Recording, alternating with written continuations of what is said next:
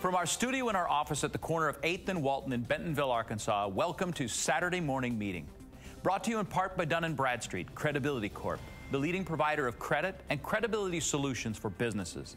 Saturday Morning Meeting covers Walmart, Sam's Club, and the consumer product companies that are represented on the racks and shelves throughout the country and around the world. Our focus is on the insights, trends, and best practices to help you as a supplier grow your business with the world's largest retailer. I'm Andy Shook, and thanks for joining us. Last week's episode, 3 Ideas for Supplier Growth on Data, Innovation, and Branding, will be re-aired tomorrow on KNWA NBC. And stay tuned to the very end of this week's show for a special announcement. Data breaches and what you can do to avoid them. You'll learn all about that on today's Swimming in a Sea of Data when Jeff Amerine talks with Justin Farmer of Neo. And then I'll talk with Bob Bahramipour of Gigwalk about gigwalkers and crowdsourcing.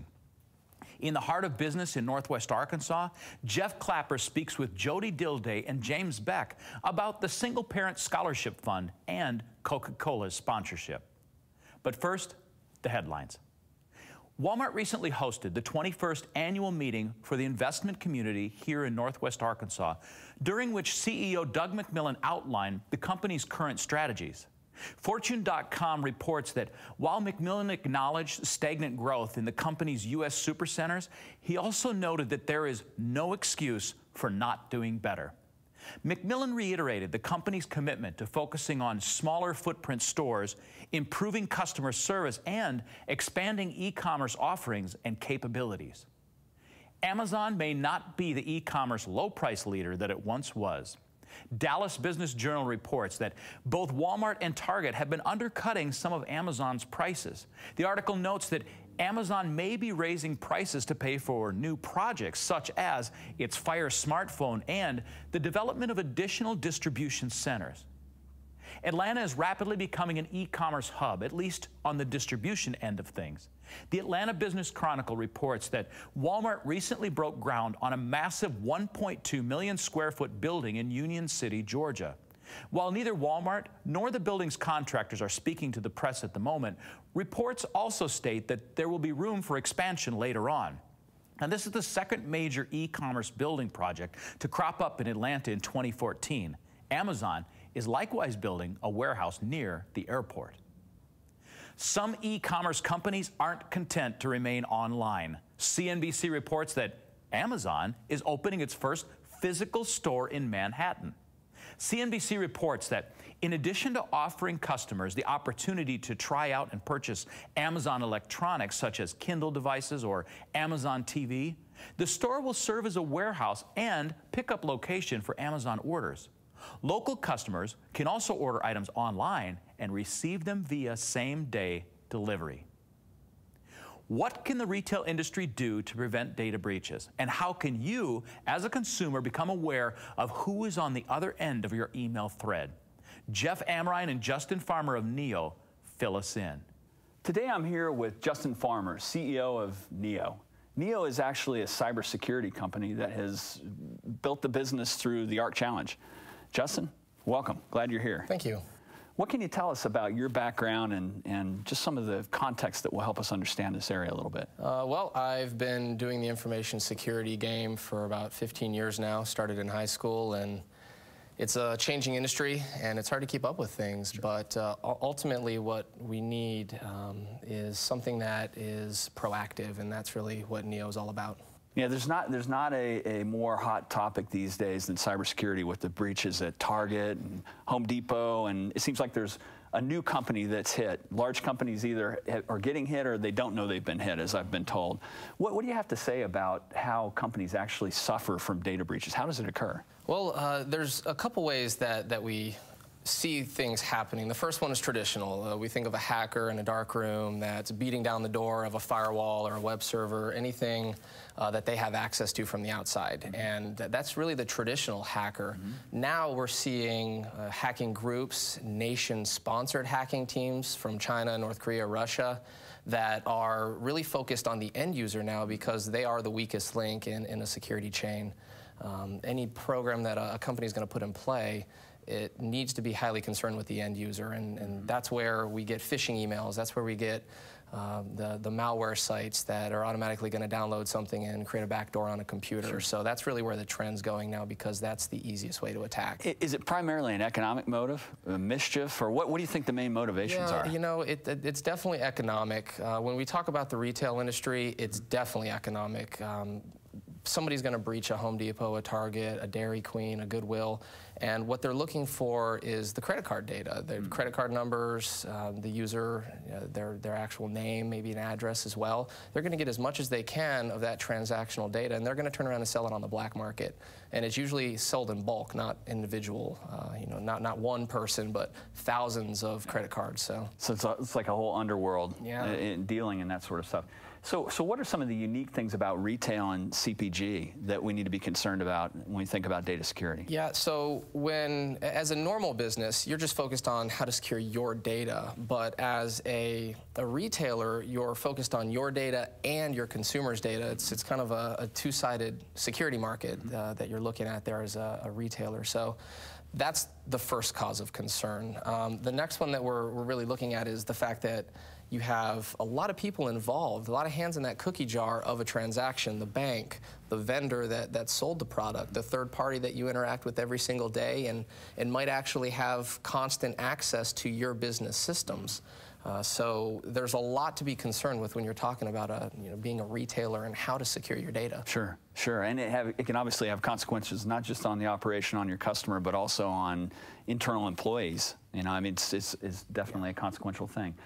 So what do you think, what are some of the best practices that industry can look at in cybersecurity to, you can't prevent everything, but how can you be more secure than what they are today? Well, the first step in any recovery program is to know there's a problem. Right. And as a retailer, we all know based on the news that there's a huge problem now.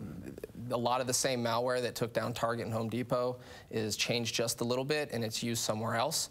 So we need to have a proactive stance is the best way to have any security program. Be proactive about how you're going to secure yourself and your business and set stipulations on your vendors, on your third parties that you're going to deal with to secure their data as well, and really create a secure ecosystem for your company and who you deal with.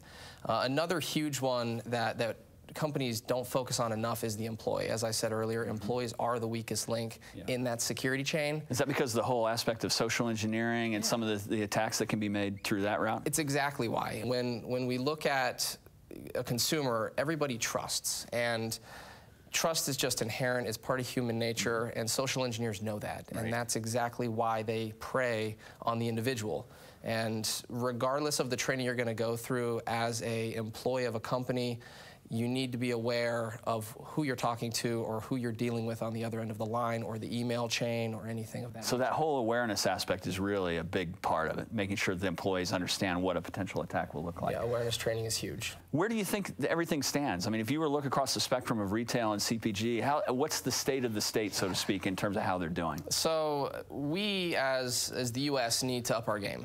Everybody around the world has pretty much implemented everything that we're hearing now when it comes to credit card security, chip and PIN, and e-payment systems to make things more secure. We haven't done that yet, and there's a reason why we are now a target. Those systems are relatively secure, and hackers are going to the low-hanging fruit, which is the United States retail game now and the banking industry, because they don't use that type of secure technology. Right. Well, that's great. Well, we're glad you're on the case and working on this. Thanks very much for coming in. I think this is an area that's only going to continue to get more attention. And Saturday morning meeting will continue right after this.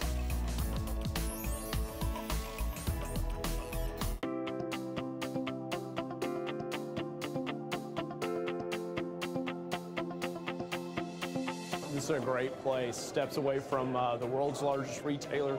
Just a great opportunity to bring buyers and merchants over and have good business discussions and dialogues about our business.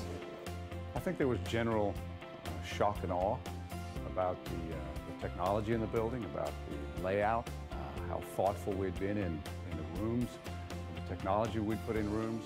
I think they were literally blown away. We had a lot of Walmart executives here. They were all very complimentary.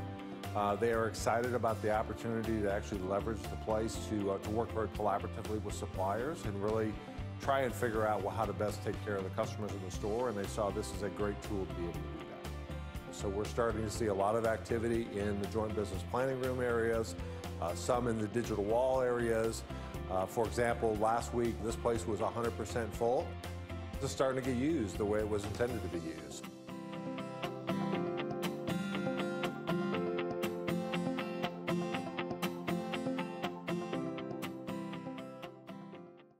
Every day, shoppers are bombarded with traditional brand messages outside the store in hopes that these marketing dollars will drive in-store sales. Closure Media drives retail sales by connecting brands with 95 million Walmart shoppers per year while they are in the store. Through innovative programs at Walmart's photo and money centers, Closure Media converts Walmart shoppers to purchasers of your brand. With reported redemption rates up to 7 times the national FSI average, Closure Media drives sales. For more info, visit us at closuremedia.com.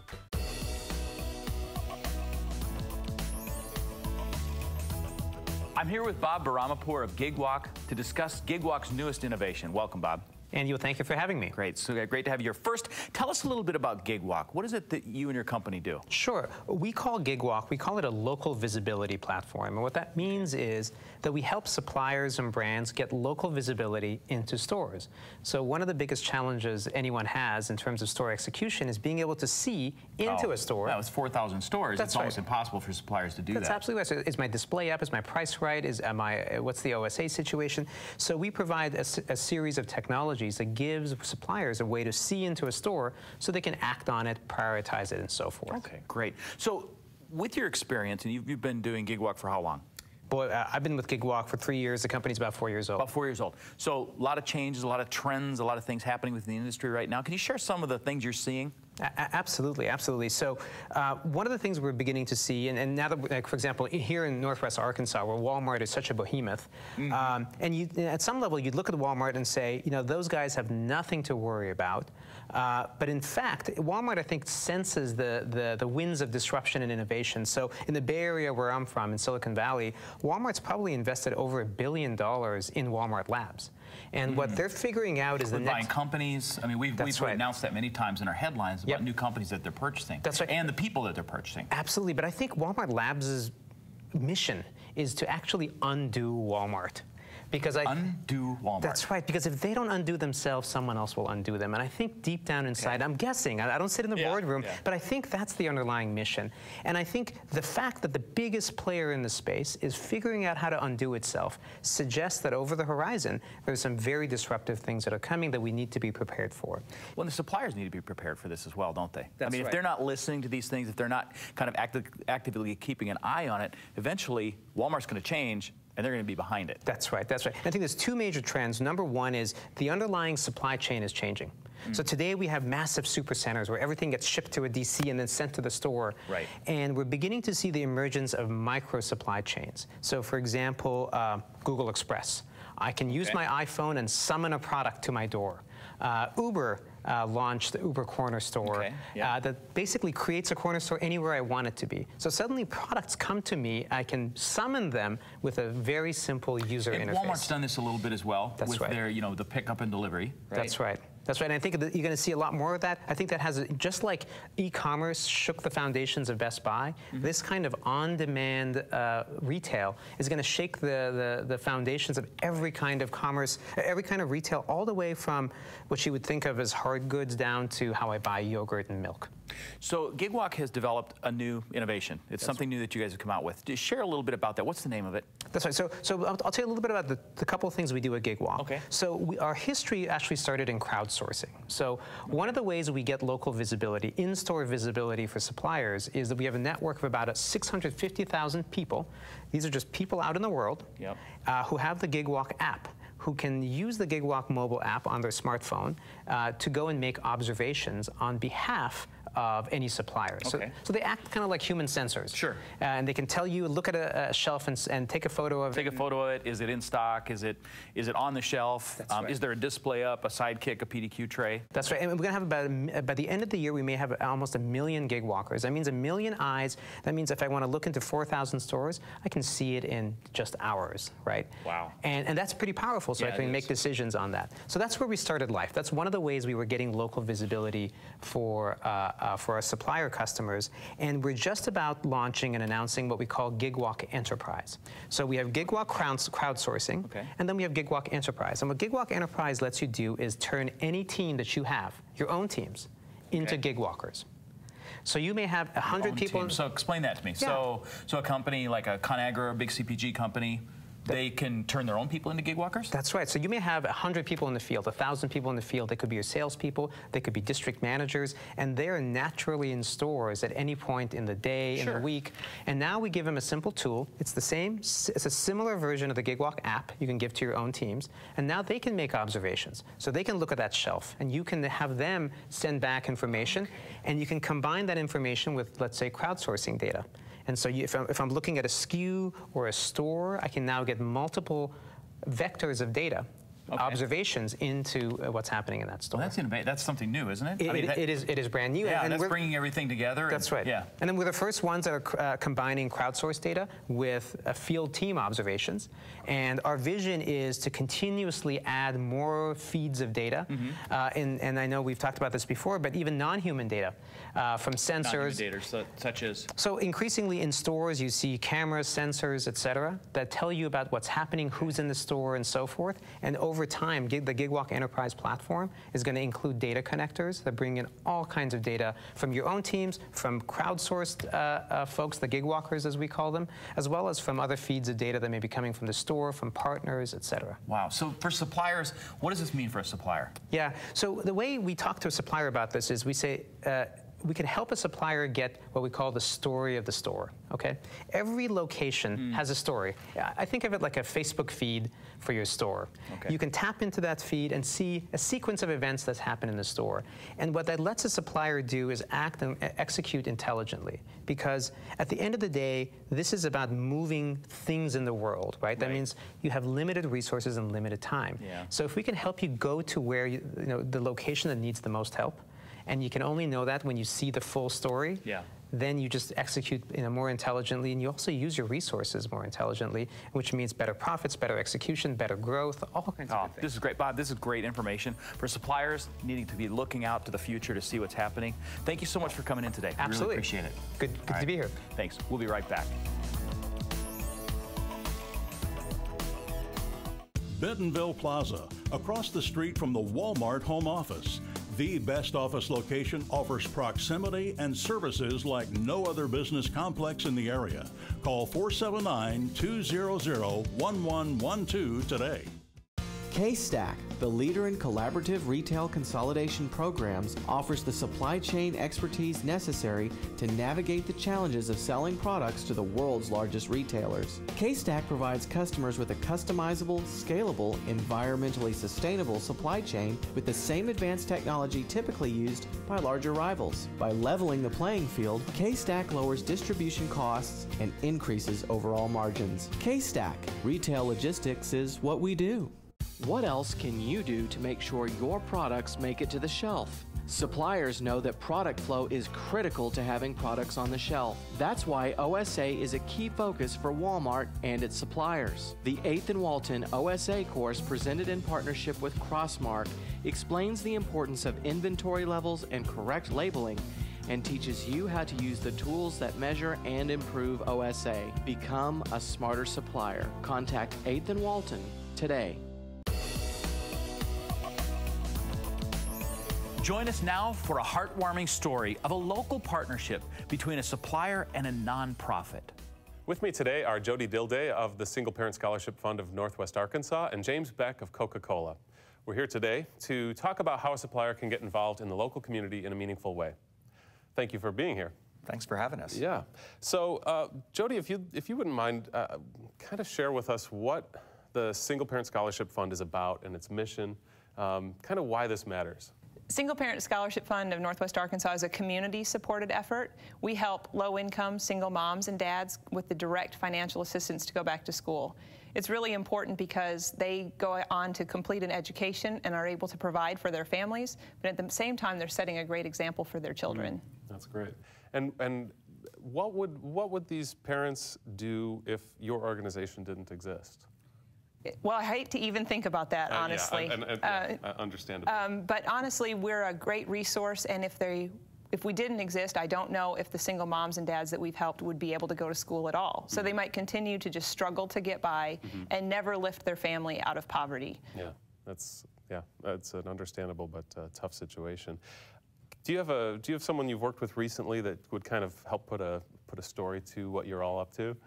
Yes, really put you on the spot with that one. We serve about 150 families every year in Carroll, Madison, and Washington County. One of our recent graduates, she graduated a few years ago, she called us one day to say, I just have to share this exciting news with you.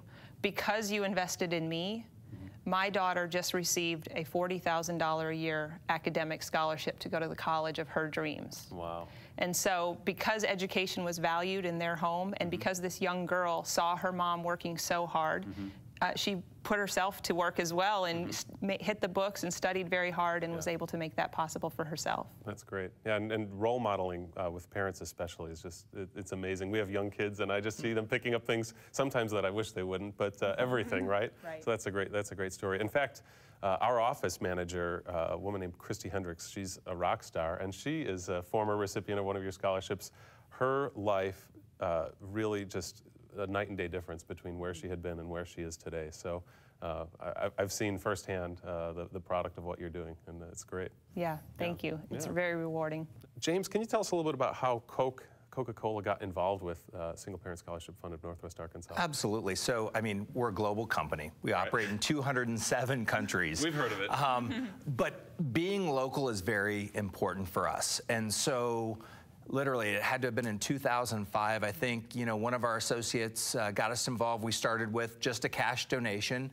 And over the years, we've, you know, really grown our relationships from being involved in great events, hearing the types of stories. I mean, you can't go to one of their events and not hear one of these stories and just want to go out and make a difference. So it's good for our team. But, you know, for us, it's critically important that we help the local communities where we operate, you know, thrive, not just economically, but also socially and environmentally. So, and out of curiosity, what does the conversation look like for your team when you're making a decision about an investment like this? Because again, it's not simply financial. There's heart behind it. And just kind of curious if you can kind of shed any light into that process. For us, it tends to be an easy sell. I mean, nationally, we've got a Coca-Cola Scholarship Foundation that awards probably 1,400 scholarships annually, close to $3.5 million. And for us locally, I'm sure a lot of suppliers have engagement results that they take every year. Our family, if you will, is always super supportive of one another. And I think one of the things that brings us together as a team and wants to support one another so much is we also get out and do things for the community. So it was an easy sell from a team perspective, and it's right aligned with our company's mission. That's great. And the relationship has changed over the years, too, I think. It is. As James said, it started out with just a simple cash donation, which we love cash donations, by the way. Well, that's, I mean, if you're going to reward a scholarship, then you have to start there. Exactly. And so the team came out and attended Spark of Hope and probably had a little spark ignited in them as well and wanted to get involved. And there are ways for people to get involved. So one of James's team members is on our Community Leadership Council. So he'll come in at semester time and sit down with our applicants along with others from the community and hear their stories and hear about how they're doing academically and hear what their needs are and help us determine out of all of the applications we receive who will be awarded a scholarship next semester. That's great. Really brings it all to life. Yeah, that's cool. Are there ways that other suppliers can get involved, even smaller suppliers, because there are 50 or 100 names we all know in the Walmart supplier community, and then there are thousands that would love to support that? Absolutely. We have a number of ways to get people involved. One is our PRO program. It stands for Professional Resource Opportunity. So if suppliers are, they've got business degrees or they're in accounting or they're in logistics, we've got students who are aspiring to enter those career fields. We'd like to match them up for just a very brief meeting so that, students learn a lot of theory in the classroom, and we want them to see what it's like in the real world. Practical. And certainly what's it like in Northwest Arkansas in this unique culture and in this business community. That's great. What a great way to do that. So quickly, I just want to touch on, I think you have an event coming up. It's a golf outing, and we have a lot of great golf opportunities in Northwest Arkansas. So share a little bit about what makes this one special and something people should be checking out. I can tell you it's a family fun event. One of my colleagues, Jim Conway, and his wife, Mary Joan, and their kids participated last year, and it's a lot of fun. Mm-hmm. And you've been involved in this before. I'm not a big, I'm a terrible golfer, frankly, so. Well, if you are better than a 2-year-old at golf, you'll probably do okay. So this golf tournament is unique. It's Northwest Arkansas's original mini golf tournament. Oh. So we don't create any golfing widows with this event. The whole family comes out. It's held at Gator Golf. Oh. Now, it's just like a real golf tournament. This is great. There is a shotgun start. There are hole-in-one contest prizes. We have a lunch catered between the flights, but it is mini golf. Oh, and so your 18 holes will be over and done in about an hour. Oh, that's fabulous. Golftoberfest, right? Golftoberfest. Okay, great. Thank you both for joining us this morning. Saturday morning meeting, we'll be right back.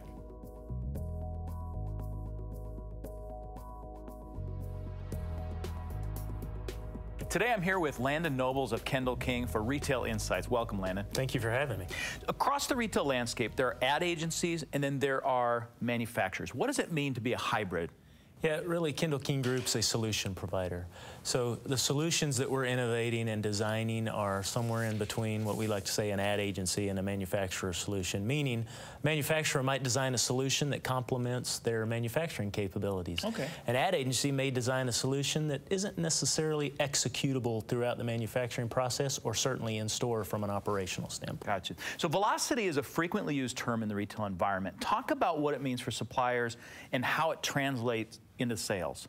Yeah, KKG Velocity, a brand new shopper marketing division at Kendal King Group. We've always done it. We're just distinguishing it now because, again, speed to market is critical, and velocity just in terms of turns, turning your product, selling as much product as quickly as you can. We've, in the spirit of that, we've started a new velocity division at Kendal King Group that's going to, again, strategically partner with our vendor partners, and speed to market will be the focus. Interesting. So how exactly is this used?